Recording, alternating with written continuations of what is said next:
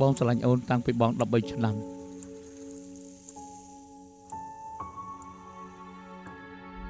ពេលនេះបង29ឆ្នាំហើយ